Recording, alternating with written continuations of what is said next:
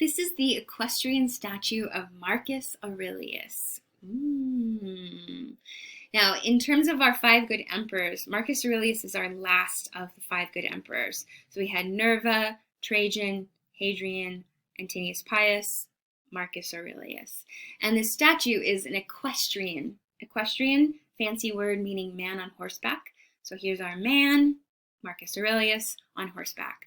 It's cast in bronze and originally would have had a thin coat of gold. We call that gilded. So it would have been this gorgeous golden Marcus Aurelius on this beautiful, magnificent golden horse.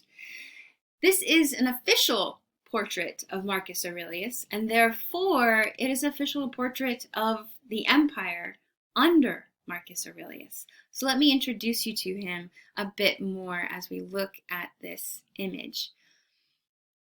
We see Marcus Aurelius in a short toga, right? And he has his arm outstretched. Art historians don't know the original location of this artwork, if this was placed in a forum or part of a larger series of statues. And because of that, we don't know if his arm is stretched out in greeting, acknowledgement, or others have suggested an offer of blessing or clemency.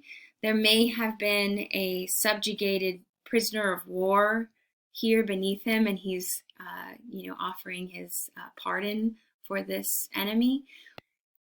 The statue is large. It's 11 feet 6 inches. Here's a view of it from the front and from the back. To give you a sense of its scale, a replica of the statue is outside in a piazza in Rome. This is me and my husband back in 2011 standing in front of it. So you get a real sense of how big it is. Again, this is a replica. The original is inside of this museum just to the left in this image. But let's look at this in consideration as a royal portrait of Marcus Aurelius and a portrait of the Roman Empire. Here's a close-up view of Marcus Aurelius. Whoa. What do you see in this man? We've done this already in class. We look and understand what kind of a ruler they are. Before you start to tell me what you see, let me tell you a little bit about the situation Marcus Aurelius is dealing with. The empire has stretched to its furthest or its farthest boundaries and is starting to lose territory to invasion and mismanagement of those borders. During the time that Marcus Aurelius is emperor, the empire experiences several droughts and several series of extreme flooding. There's also a plague that travels through the main port towns. Now, why would those be a problem? Why would those be an issue? Well, plague, yeah, that's a bad thing. And it's going through all the major port towns, which is disrupting commerce, and it's spreading disease as these rotting corpses are not being properly put into graves and therefore jeopardizing the living. And then the series of droughts, no rain, no food. And then this series of heavy rainfall causes flooding. Now you might think, well, lots of rain, that's good for food. No, it's not, because the floods then wash away all of those growing crops.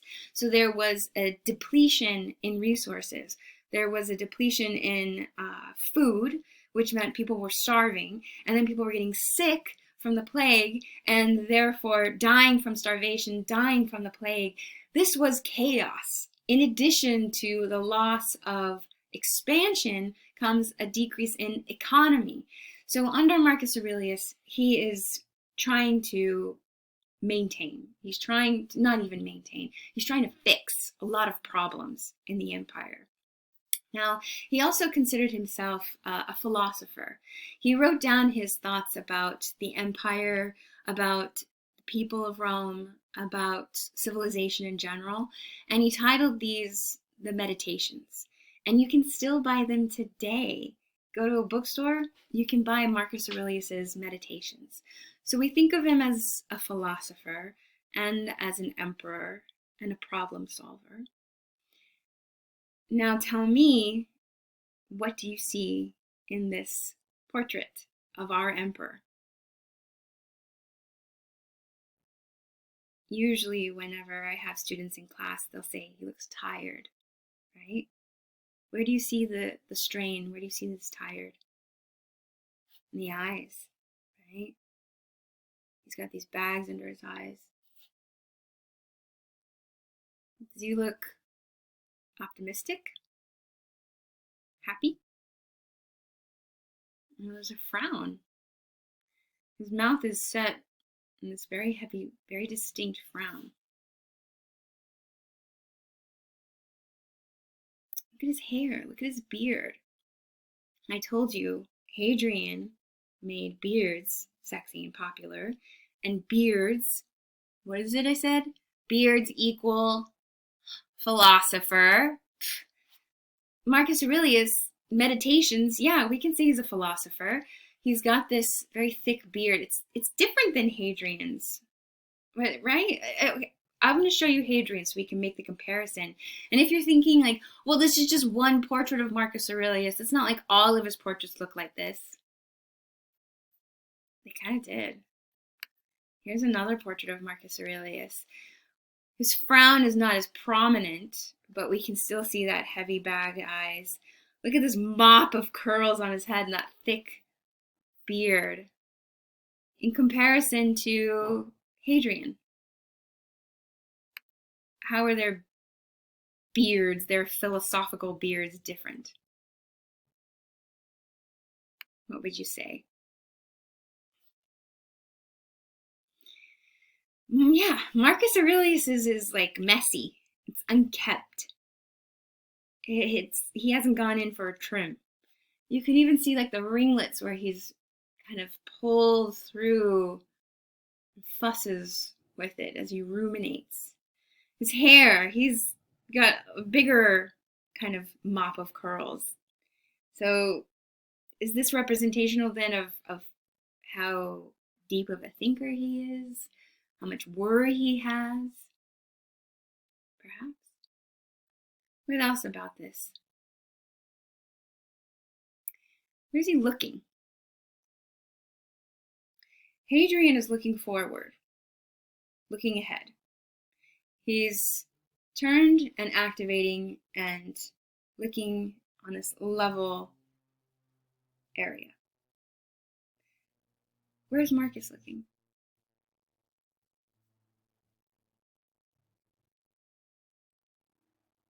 He's looking up. Up at what? What do you think he's looking at? You thought it, didn't you? The gods. He's looking to the gods. Why would he look to the gods? What has been going on? This empire is collapsing all around him. There's famine, there's disease, there's flooding.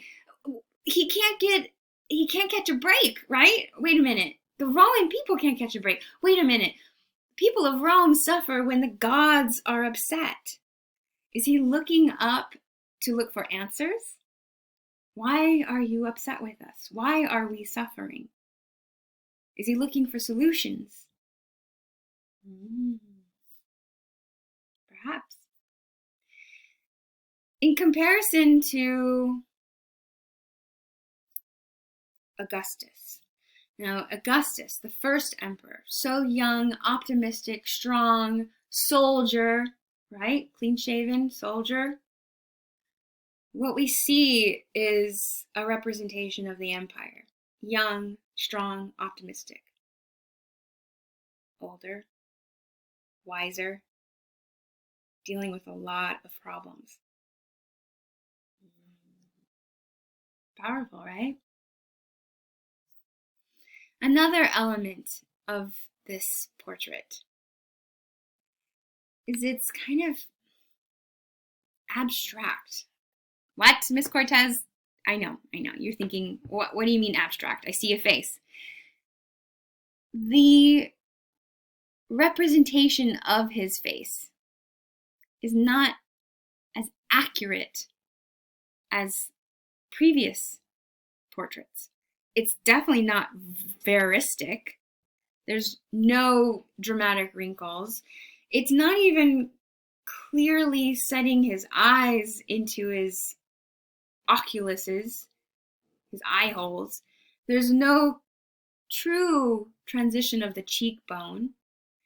Those eyes are exaggerated. They're very large. We're seeing a move from the more accurate representation to an abstract representation. Now, many would argue, oh, this is a sign of the fall of craftsmanship, that with this comes a lack of understanding of the body. No. The abstraction of Marcus Aurelius's face is meant to emphasize elements.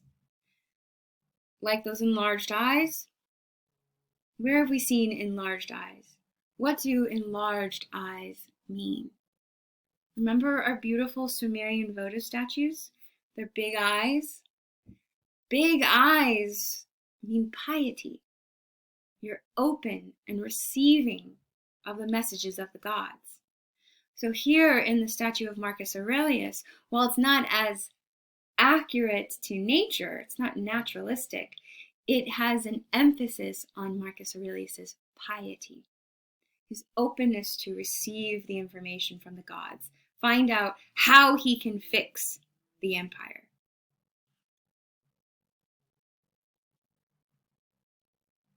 It's beautiful.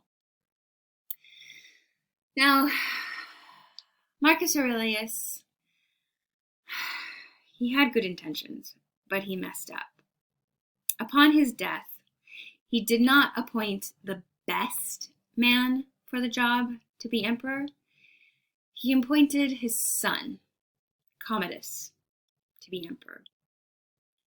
And this was a bad choice because Commodus was a horrible man, a brutal leader. He was corrupt, he was disrespectful, and awful. If you watch the movie The Gladiator, it's set with Marcus Aurelius and Commodus. It's not historically accurate, but it is the figures of Marcus Aurelius and the horrible, disgusting Commodus. Okay, I'll give you that. So Marcus Aurelius dies and he leaves us with this awful son, Commodus. But you know what Romans do when they don't like their emperor? We kill him. That's right. We killed Commodus. He was assassinated in his palace. And guess what happens after we assassinate him? Civil war! War breaks out. We have no leader. And so, for many historians, this marks the beginning of the end for the Roman Empire. Now, our next video will be the man who comes to power with this power vacuum with the death of Commodus.